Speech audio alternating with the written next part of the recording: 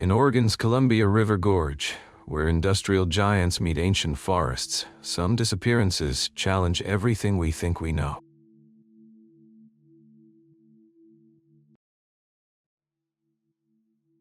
At 2:46 a.m. on October 16, 2019, an alarm pierced the night air at the Hood River County Timber Processing Facility. The sound echoed across the Columbia River Gorge, where massive concrete buildings and steel conveyor systems carved an industrial footprint into the forested landscape of eastern Oregon. The facility operated around the clock, processing Douglas fir and western hemlock from the surrounding Cascade forests. During the day, nearly 200 workers filled the complex with the sounds of cutting, sorting, and loading. But at night, skeleton crews of 12 maintained operations under the supervision of experienced foremen who knew every bolt, belt, and blade in the sprawling complex. Marcus Chen had been one of those foremen for 15 years. At 43, he carried the quiet authority that came from understanding industrial machinery better than most people understood their own cars. Chen had started as a mill hand straight out of high school, worked his way up through every department, and earned his supervisor certification from Oregon State University's Industrial Management program. His safety record was impeccable, not a single serious injury on any shift he supervised in over a decade. That Tuesday night began like any other for Chen's third shift crew. The weather was typical for mid-October in the gorge. Cool air moving down from Mount Hood mixed with warmer currents rising from the Columbia River. A light chinook wind rattled the facility's metal siding, but nothing unusual for the season. Chen had conducted his routine equipment inspection at midnight, noting normal pressure readings and belt tensions in his characteristic precise handwriting. The emergency alarm that shattered the pre-dawn quiet originated from Processing Bay 7, where raw timber moved through a series of automated cutting and sorting stations. According to the facility's computerized monitoring system, the main conveyor belt had seized at 2:46 a.m., triggering automatic safety shutdowns throughout the connected systems. Security footage from that night, later reviewed by Hood River County Sheriff's investigators, shows Chen receiving the radio alert in the facility's main control room. At 2:47 a.m., cameras captured him grabbing his safety helmet and emergency toolkit from his office.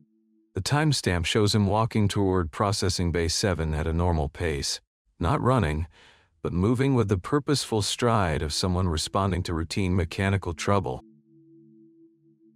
The last clear image of Marcus Chen shows him entering Processing Bay 7 through the main access door at 2:48 a.m. He appeared calm, carrying his standard equipment: radio, flashlight, and the electronic diagnostic tool he used to troubleshoot conveyor problems. According to mill protocol, he should have radioed his status within 10 minutes of entering the bay.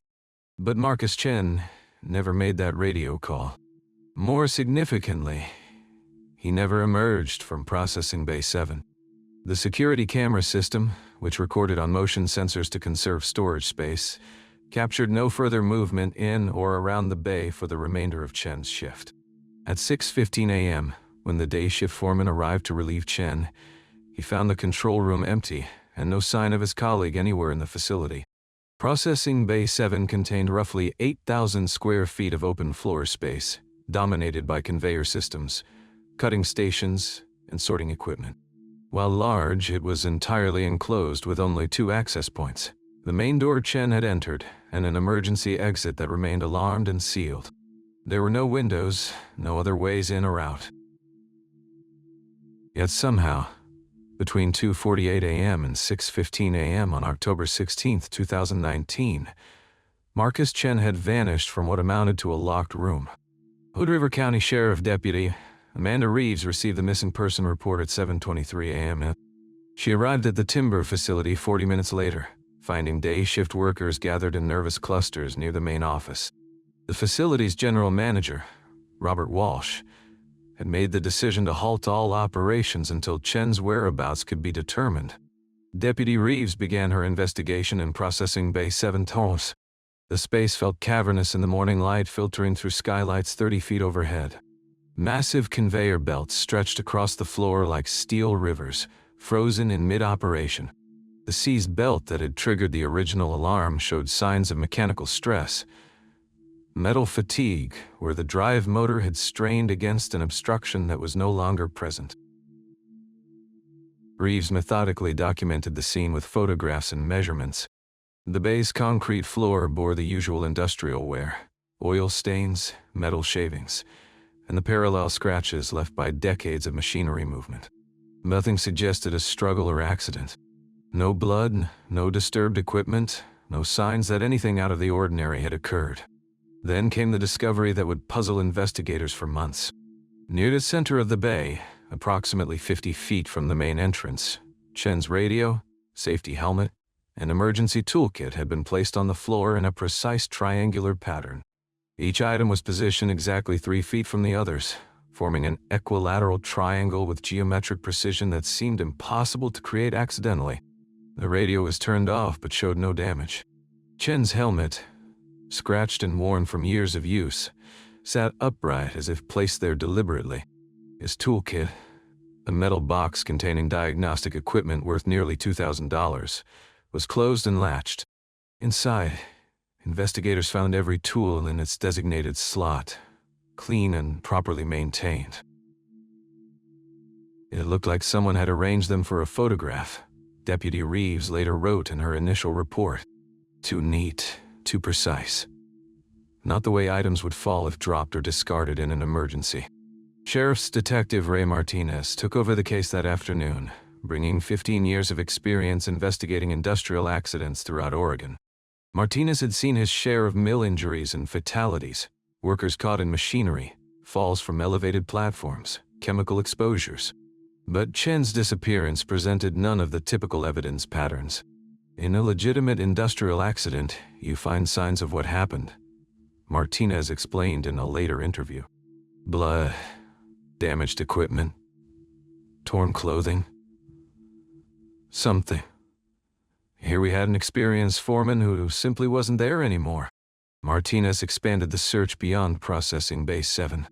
Teams swept every inch of the 47-acre facility, from administrative offices to lumber storage yards.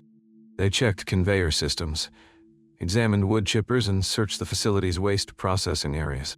Industrial accidents could scatter evidence across wide areas, and Martinez wasn't taking chances. By Wednesday evening, investigators had found no trace of Chen anywhere on the facility grounds.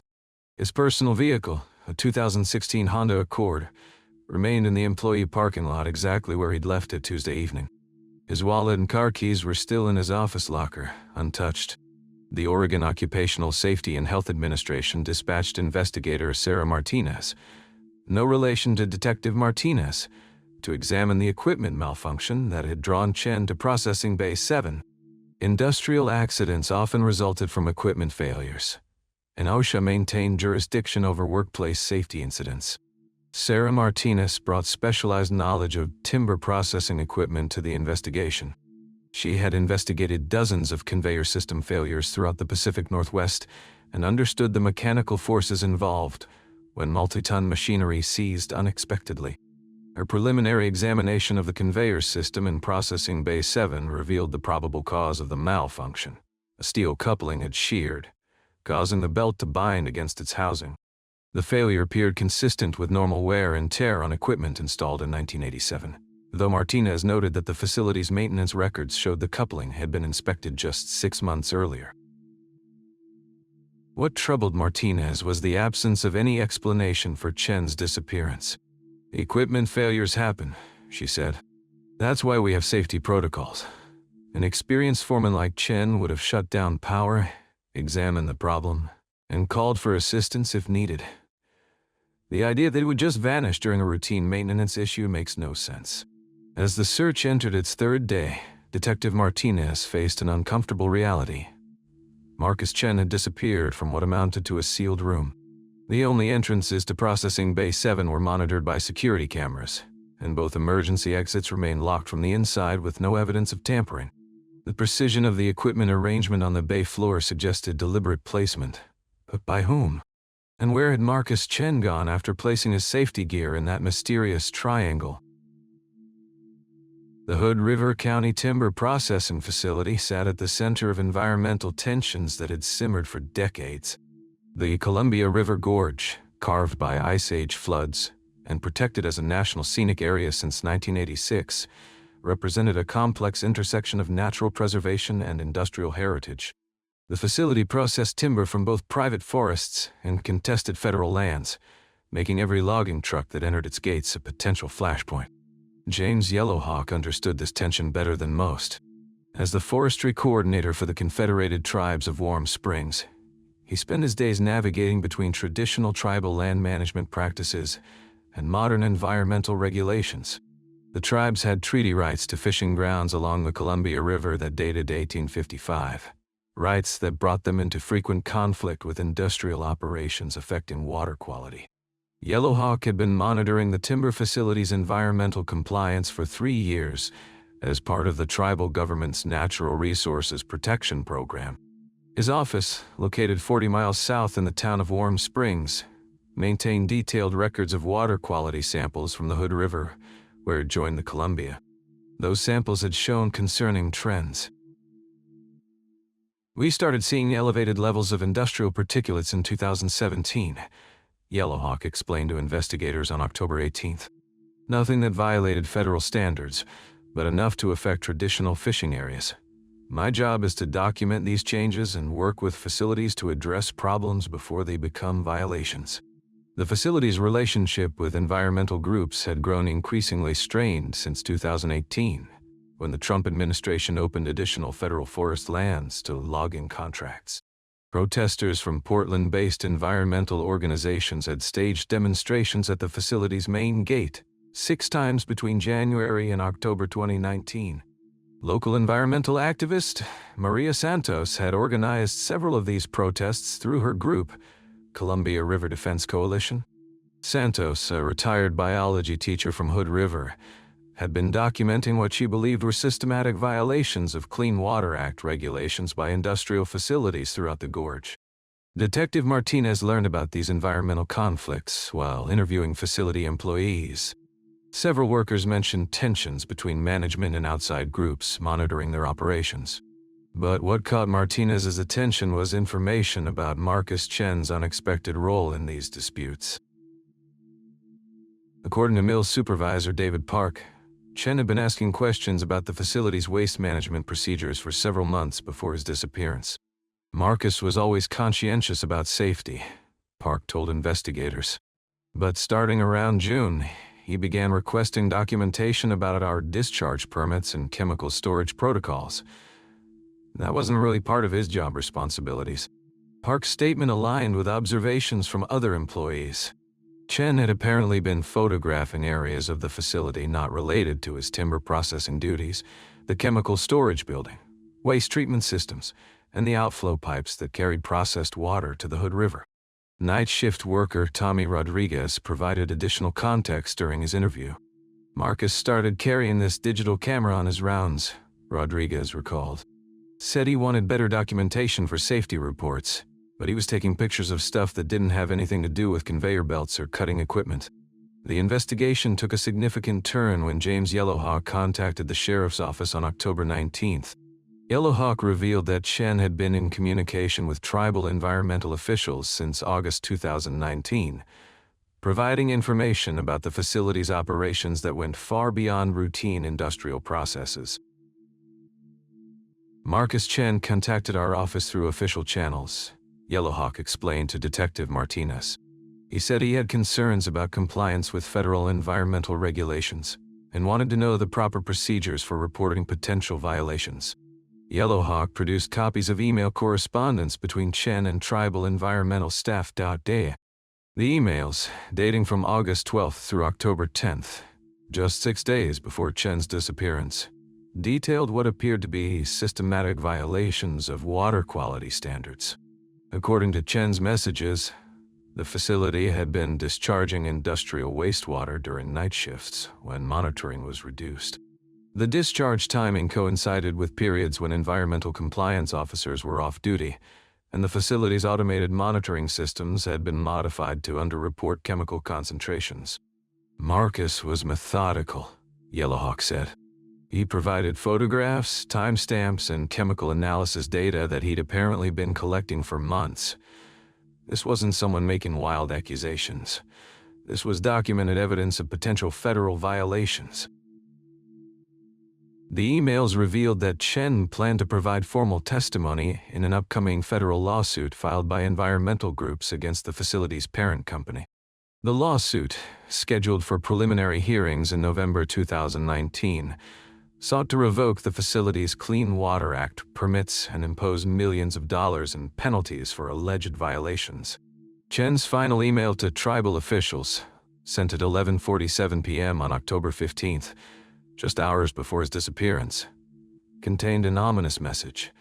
"I've found something bigger than discharge violations. We'll call tomorrow to explain. Document everything."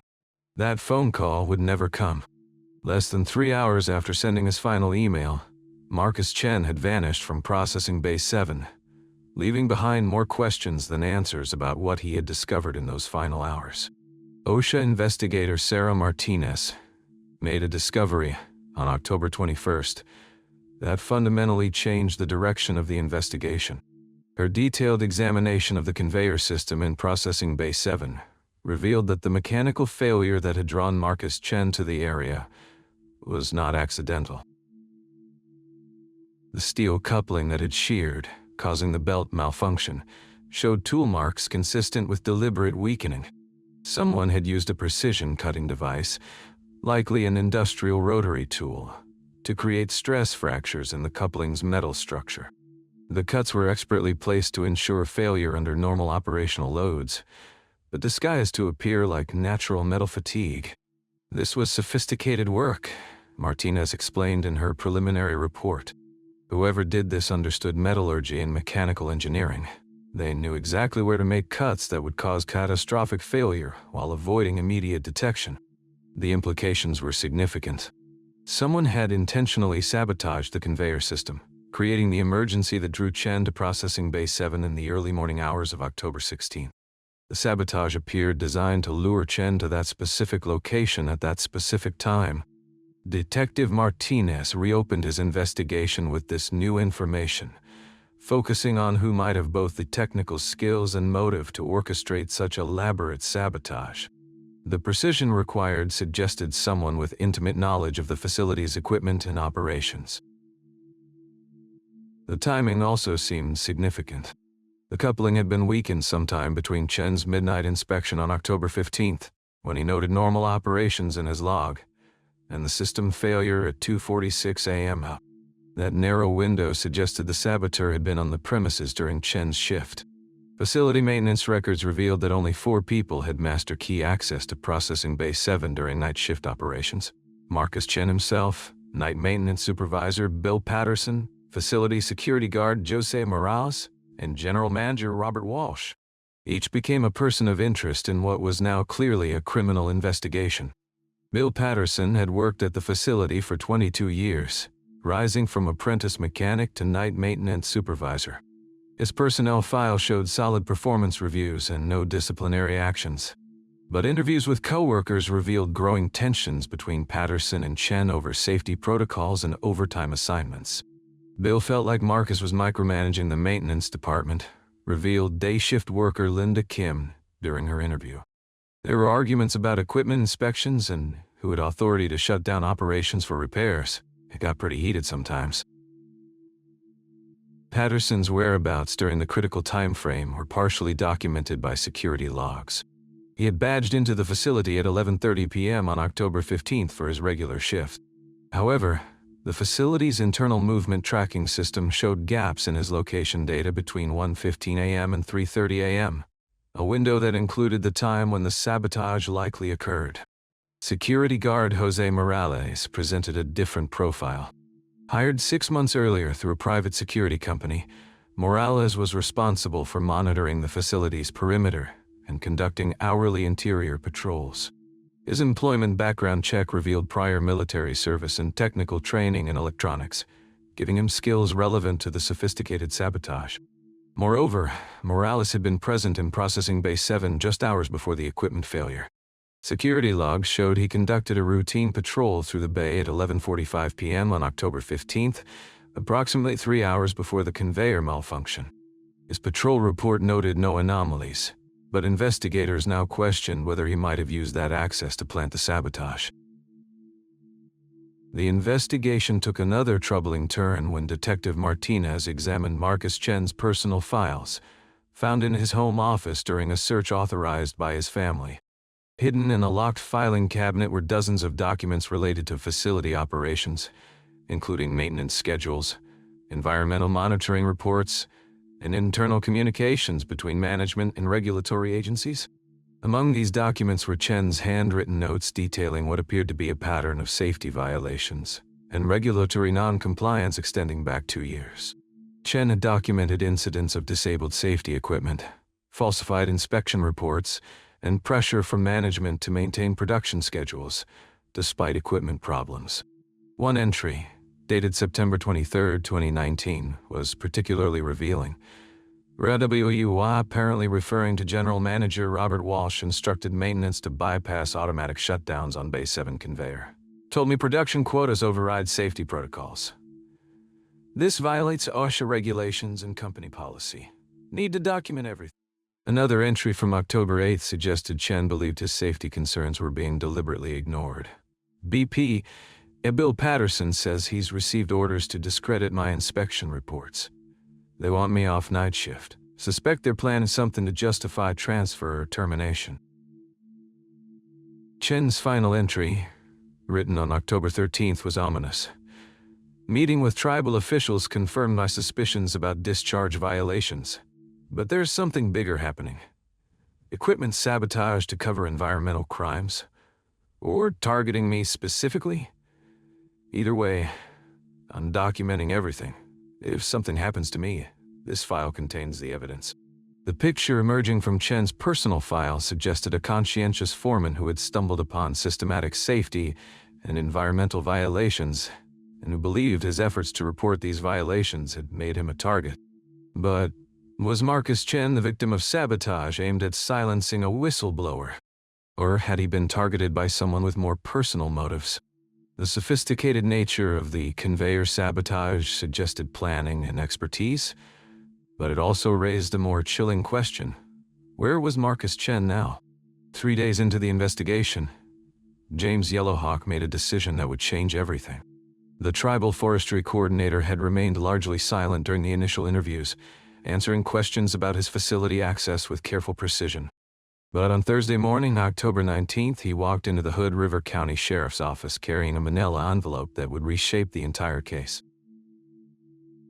Inside were photocopies of documents that Marcus Chen had secretly passed to Yellowhawk over the previous 6 months.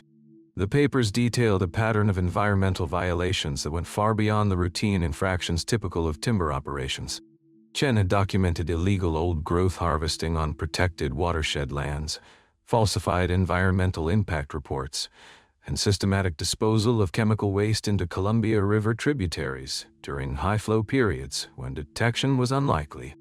Marcus came to me in April, Yellowhawk told Sheriff Morrison during a recorded interview. He said he couldn't sleep anymore, knowing what the mill was doing to the river. His grandmother had been Yakama Nation, and he understood what the salmon meant to our people. He said someone had to speak for the river. The documents revealed a troubling timeline. Chen had been methodically gathering evidence while maintaining his position as night shift foreman, using his security clearance to access areas of the facility normally off-limits to environmental inspectors. His personal logs, written in careful handwriting, detailed chemical discharge events that coincided with tribal fishing seasons, contaminating traditional food sources that had sustained Columbia River communities for centuries. OSHA investigator Sarah Martinez studied the documents with growing concern. The violations weren't just environmental crimes. They represented a deliberate pattern of deception that could result in federal charges against mill management. These aren't accidents or oversights, Martinez explained to investigators. This is systematic environmental fraud designed to maximize profit while externalizing the real costs onto the tribal communities and the ecosystem. The financial pressures behind these decisions became clear when investigators examined the mill's corporate structure. Pacific Northwest Timber Corporation had been struggling with declining revenues for 3 years, facing competition from cheaper international lumber imports and increased environmental compliance costs. Internal emails subpoenaed from the company's Seattle headquarters revealed discussions about operational flexibility during regulatory transitions and temporary efficiency measures pending market recovery. But Chen's documentation went deeper than corporate malfeasance. His files included photographs of equipment modifications designed to bypass environmental monitoring systems, schedules showing waste discharge operations timed to avoid detection, and correspondence between mill management and regional politicians discussing regulatory relief initiatives. The scope of the conspiracy was far broader than anyone had initially suspected. Most significantly, Chen's final entries indicated he had been preparing to testify in a federal environmental lawsuit filed by the Confederated Tribes against multiple Columbia River industrial facilities. His testimony would have provided insider evidence of deliberate environmental crimes, potentially resulting in millions of dollars in penalties and cleanup costs. The lawsuit, scheduled for preliminary hearings in November 2019, represented the most serious legal challenge to industrial operations along the Columbia River Gorge in decades. Yellowhawk's decision to come forward had been prompted by more than civic duty. The night Marcus disappeared, he called me at home, Yellowhawk revealed. It was around 2 a.m. He said he had found something at the mill, something that proved everything we suspected about the discharge operations. He said he was going to document it that night and we would present it to the federal attorneys the next day. That phone call represented the last confirmed contact anyone had with Marcus Chen. Within 47 minutes of ending the conversation with Yellowhawk, Chen had vanished from the mill facility, leaving behind only his carefully arranged safety equipment and a mystery that would consume the investigation for months to come. The revelation of Chen's environmental activism immediately expanded the list of potential suspects. Mill management now had clear financial motives to prevent his testimony. Environmental opponents within the local timber industry had reason to fear the precedent his case might establish. Even some community members, whose livelihoods depended on mill operations, might have viewed Chen's activism as a threat to their economic survival. As investigators processed this new information, one question became increasingly urgent. How many people had known about Chen's planned testimony, and how far would someone go to prevent him from delivering it?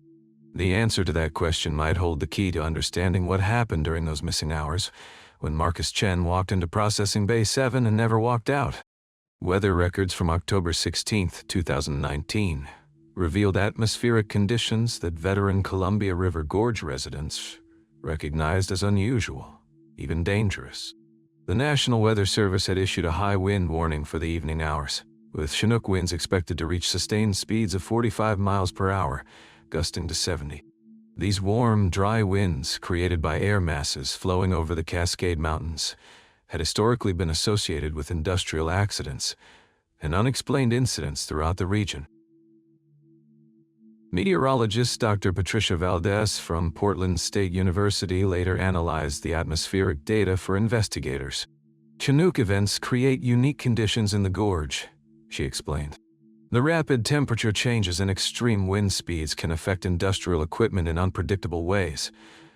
Electronic sensors malfunction, chemical reactions accelerate, and mechanical systems experience unusual stress loads. That particular evening, temperatures rose 18 degrees in 2 hours, climbing from 34 degrees at 11 p.m. to 52 degrees by 1 a.m. The dramatic warming, combined with wind speeds that peaked at 68 miles per hour around 2:30 a.m., created what Dr. Valdez described as perfect storm conditions for industrial system failures.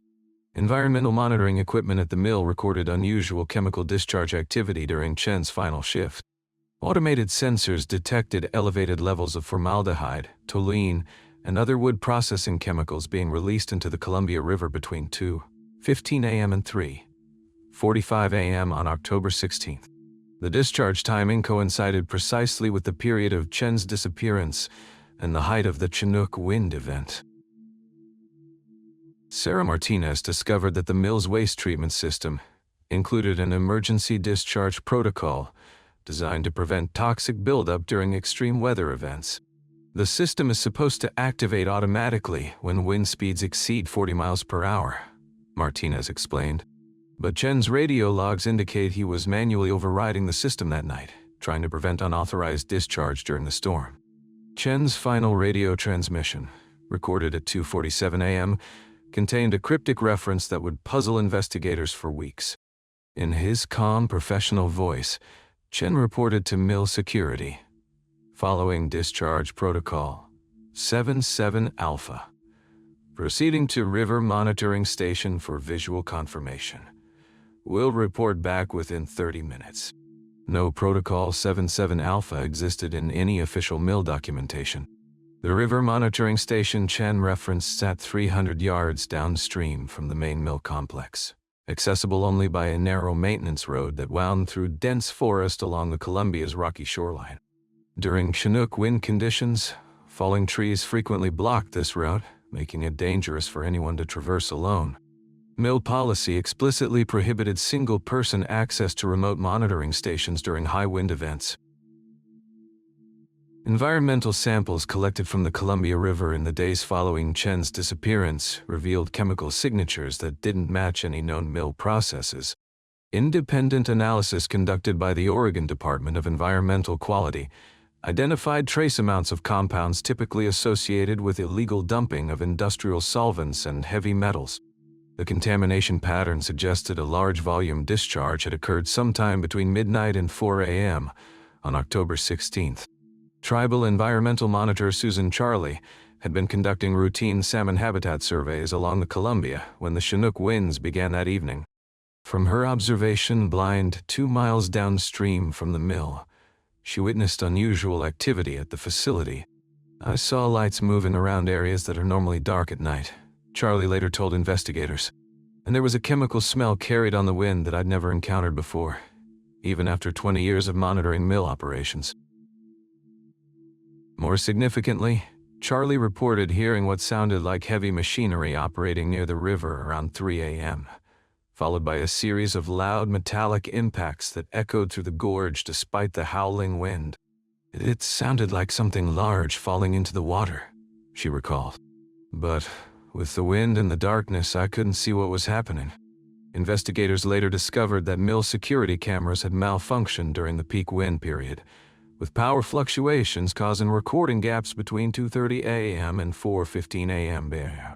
The timing of the equipment failures coincided perfectly with both the unauthorized chemical discharge and Chen's disappearance, leading investigators to question whether the malfunctions were truly weather-related.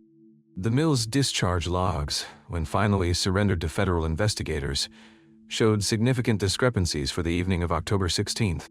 While automated systems recorded normal operations, handwritten entries in Chen's characteristic precise script noted emergency environmental intervention and unauthorized discharge prevention in progress. His final log entry, timed at 2:52 a.m., simply read, "Confirm visual at River Station. Protocol requires immediate action." As dawn broke on October 16th, the chinook winds subsided as quickly as they had risen, leaving behind an unseasonably warm morning and a mystery that would deepen with each new piece of evidence. The environmental conditions that night had created a perfect opportunity for someone to dispose of evidence, mask illegal activities, or eliminate a threat to ongoing operations. But they had also preserved chemical traces and atmospheric data that would eventually lead investigators to questions far more troubling than simple industrial negligence. What had Marcus Chen discovered that night that required immediate action? And in the howling darkness of the chinook wind, what had happened at the river monitoring station that no one would ever witness? 6 months after Marcus Chen vanished from the Hood River County timber facility, federal investigators had compiled over 3,000 pages of evidence, interviewed 47 witnesses, and analyzed chemical samples from a dozen locations along the Columbia River. Yet the case remained as puzzling as it had been on that October morning when Chen's empty radio was first discovered in processing Base 7. 3 distinct theories emerged from the investigation, each supported by compelling evidence, each undermined by equally troubling contradictions. The first theory, favored by OSHA investigator Sarah Martinez, suggested Chen had been the victim of an industrial accident complicated by environmental cover-up attempts. According to this scenario, Chen had discovered illegal chemical dumping during his shift and attempted to document the evidence near the river monitoring station. During the extreme chinook wind conditions, he had either fallen into the Columbia River or been struck by debris while investigating the unauthorized discharge. This theory explained Chen's final radio transmission about following discharge protocol and his movement toward the river station. It accounted for the missing body, swept away by the Columbia's powerful current during high-flow conditions. Most importantly, it aligned with Chen's documented environmental concerns and his pattern of investigating mill violations during night shifts when supervision was minimal. But the accident theory couldn't explain several crucial pieces of evidence. Chen was an experienced outdoorsman who understood chinook wind dangers intimately. His survival gear, including emergency beacon and cold-weather clothing, was missing from his workplace locker, suggesting either premeditation or preparation for extended outdoor activity. Most puzzling, the mill's security system failures seemed too convenient to be entirely weather-related. The second theory, embraced by tribal investigators and environmental groups, painted a darker picture of deliberate elimination. According to this scenario, Chen's planned testimony in the federal environmental lawsuit made him a target for individuals or organizations with significant financial interests in preventing environmental prosecutions. His disappearance occurred just 3 weeks before his scheduled deposition, timing that seemed far from coincidental. Supporting evidence included the sophisticated nature of the environmental violations Chen had documented, suggesting coordination between mill management and regulatory officials. The chemical discharge during the storm provided perfect cover for disposing of evidence or eliminating a witness. Several anonymous tips received by tribal police suggested Chen had received threats related to his environmental activism, though no direct evidence of such threats was ever discovered. James Yellowhawk remained convinced that Chen had been murdered to prevent his testimony. Marcus knew too much about too many people, Yellowhawk told investigators during his final interview. He had documentation that could have brought down not just the mill, but the entire network of officials who enabled the violations. That kind of knowledge makes powerful enemies. However, the murder theory faced significant challenges.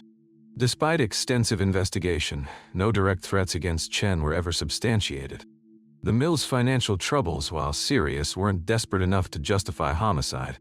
Most importantly, no physical evidence of violence was ever discovered, despite thorough searches of the facility and surrounding areas. The third theory, perhaps the most intriguing and least provable, suggested Chen had orchestrated his own disappearance. According to this scenario, Chen realized his environmental activism had made his position untenable and his personal safety questionable. Using his intimate knowledge of mill operations and the region's geography, he had staged his disappearance during the Chinook storm to begin a new life elsewhere.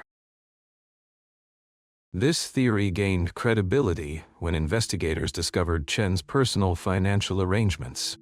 3 months before his disappearance, he had liquidated his retirement account and closed all but one bank account, explaining to financial advisors that he was simplifying his affairs. His personal belongings had been gradually reduced, with friends later recalling that Chen had given away books, tools, and sentimental items throughout the summer of 2019. Most significantly, Chen possessed the skills and knowledge necessary to survive in the Pacific Northwest wilderness indefinitely. His background included extensive hiking and camping experience, wilderness first aid training, and detailed familiarity with remote areas throughout the Columbia River Gorge region. The missing survival gear from his locker supported the possibility that he had prepared for extended wilderness living. Yet, the voluntary disappearance theory struggled to explain Chen's apparent commitment to environmental justice. Friends and colleagues consistently described him as someone who followed through on obligations and wouldn't abandon his testimony without ensuring the environmental violations were exposed through other means. His final phone call to Yellowhawk suggested immediate plans to document new evidence, not preparations for disappearance. As federal investigators closed their active investigation in April 2020, citing insufficient evidence to pursue criminal charges, the case of Marcus Chen entered the category of unsolved mysteries, that continue to puzzle law enforcement throughout the Pacific Northwest.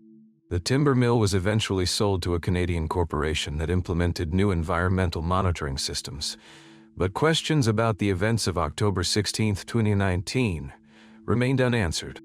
The federal environmental lawsuit that Chen had planned to support with his testimony proceeded without him, relying instead on the documentation he had secretly gathered during his final months. In March 2021, Pacific Northwest Timber Corporation agreed to a settlement requiring $47 million in cleanup costs and environmental restoration projects throughout the Columbia River watershed. The agreement established new monitoring protocols for industrial discharge and created an independent oversight board with significant tribal representation. Tribal environmental monitors continue their work along the Columbia River, documenting chemical signatures and monitoring salmon habitat with equipment more sophisticated than anything available during Chen's lifetime. Occasionally, they report unusual findings that seem to echo the violations Chen died trying to expose, but none has provided the definitive evidence that might finally resolve the mystery of the midnight inventory. Periodically, hikers in the remote areas of the Columbia River Gorge report unusual encounters. A figure glimpsed briefly on distant ridgelines, emergency shelters found in unlikely locations, or expertly maintained trail markers appearing overnight on forgotten paths. Park rangers dismiss these reports as misidentification or wishful thinking, but tribal members sometimes speak quietly of spirits that continue to guard the sacred places. In the end, Marcus Chen's disappearance stands as a testament to the complex relationships between industrial development, environmental protection, and personal conscience in the modern American West. Whether he was victim, hero, or something more complicated entirely may never be definitively determined.